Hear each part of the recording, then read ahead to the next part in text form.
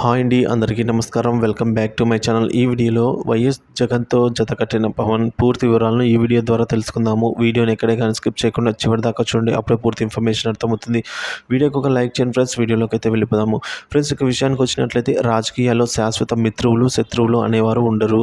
రాజకీయం అనేది భార్యాభర్తల్ని సైతం విడదీస్తుంది, రక్త సంబంధాల్లో చిచ్చు రేపుతుంది. అలాంటిది మిత్రపక్షాల మధ్య గొడవలు రాకుండా ఉంటాయా?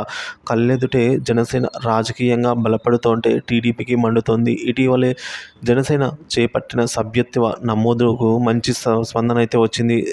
జనసేన ప్రస్థానాన్ని ముఖ్యంగా టీడీపీ జాగ్రత్తగా గమనిస్తూనే ఉంది.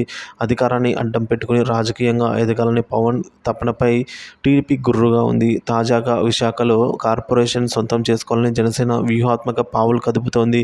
ఇటీవల 5 వైసీపీ కార్పొరేటర్లు జనసేనలో చేరారు. మరికొందరిని కూడా చేర్చుకుని మేయర్ పదవిని హస్తగతం చేసుకోవడానికి జనసేన చేస్తున్న ప్రయత్నాలపై టీడీపీ ఆగ్రహంగా ఉంది. అందుకే జనసేన ఎదుగుదలపై టీడీపీ అనుకూల మీడియా తగిన ప్రాధాన్యత ఇవ్వడం లేదు. రాజకీయంగా తాము ఎదగాలే తప్ప జనసేన పని కాదనేది టీడీపీ నాయకుల భావన. సో జనసేన బలపడితే రేపు ఎప్పుడైనా ఏకు మేక అవుతుందని టీడీపీలో ఒక రకమైన భయం. పవన్ ఆలోచన కూడా అదే అనే అభిప్రాయం ఉంది. ప్రస్తుతం అధికారాన్ని అడ్డం పెట్టుకుని రాష్ట్ర వ్యాప్తంగా పార్టీని బలోపేతం చేసుకుంటే వచ్చే ఎన్నికల్లో రెట్టింపు స్థానాల్లో పోటీ చేయాలి అనేది పవన్ ఎత్తుగడ. ఇదే జరిగితే తమ గతేం కావాలని టీడీపీ నాయకులు ప్రశ్నిస్తున్నారు. ఎంతకాలమైనా తమ నీడలో జనసేన ఉండాలని, స్వతంత్ర ఆలోచనలు ఉండకూడదని టీడీపీ అభిప్రాయం. అందుకు విరుద్ధంగా జనసేనాని అడుగులు వేయటమే టీడీపీ ఆగ్రహానికి